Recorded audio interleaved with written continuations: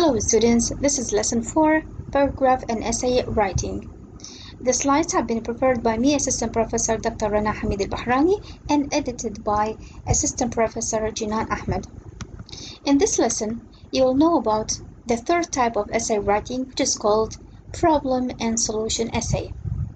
As we mentioned in the first two types of essays, every essay consists mainly of three parts: introduction, body, and conclusions.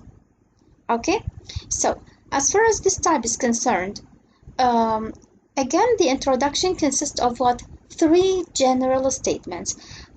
First of all, we have to write general. Here in this part, you have to write two general statements about the topic, whatever the problem is being discussed. Okay, then you have to say, for instance, the third statement, you have to say there is an increasing number of, let's say, smokers. There is an increasing number of obesity, fat people. There is an increasing number of, let's say, immigration nowadays. See, again, it is a general statement. Accordingly, the following paragraphs, okay, will focus on the reasons and suggest some possible solutions to avoid the problem in a question or to solve the current problem. See, so here we have two general statements, and then you have to mention such a type of sentence. The third one, you have to focus on the reason. You say you from the very beginning, you try to inform the reader that the following paragraph will discuss, will explain the reasons behind such a problem and suggest some solutions for them. So this is the introduction. So in all types of, let's say, essays, we have three general statements, because we are dealing with the minimal size of paragraph. The minimal size of any paragraph is 3 sentences.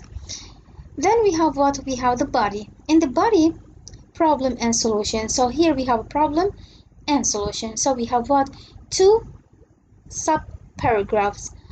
The first one is dedicated for the reasons. Dedicate a paragraph for the reason. Okay, here for the reasons.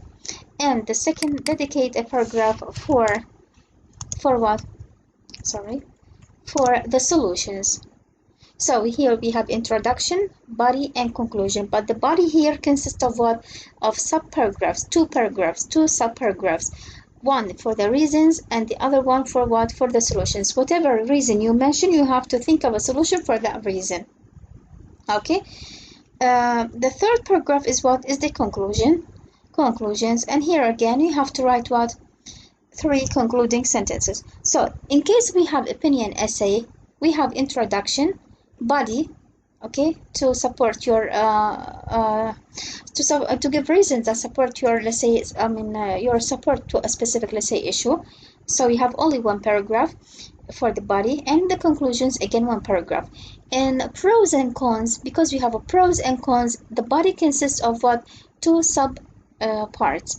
And here we have a problem and solution, okay, or problems and solutions, whatever. Okay, here again the body consists of two parts, one for the reasons and the other one for the solutions. So the structure of such a type of essays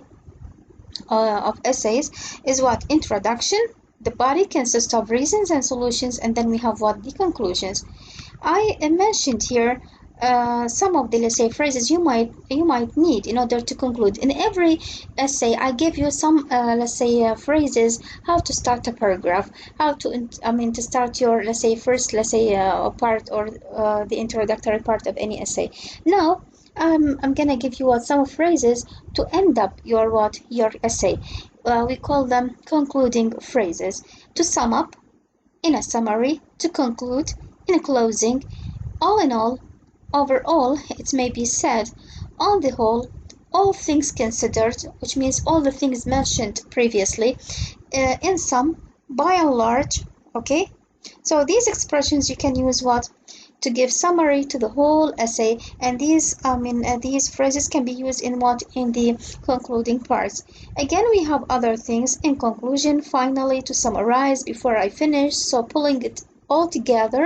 As I draw to the end, okay, I want to recap on the three key points. I have one final thought that I'd like to finish on. See, also these phrases are very nice, and I also put these phrases all together here. All in all, in a summary, ordinarily, usually, by and large, to some, on the whole, in any event, in either case, given these points, obviously, definitely, ultimately, on balance, sorry, together, all together. Okay, in fact, as shown above, all things considered. So you have so many, let's say, expressions you might, I mean, taken into account when you write your conclusions. Okay, here I left for you what an example.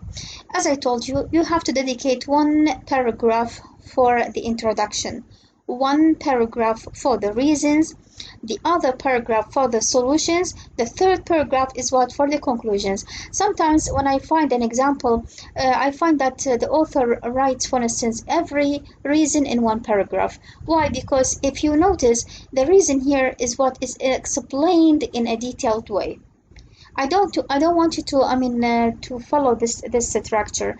No, follow the structure that I already told you about, which is to dedicate one paragraph for all the reasons. Maybe you mentioned the three reasons, so you will have three sentences, and then you dedicate another paragraph for what, for the solutions to these mentioned reasons.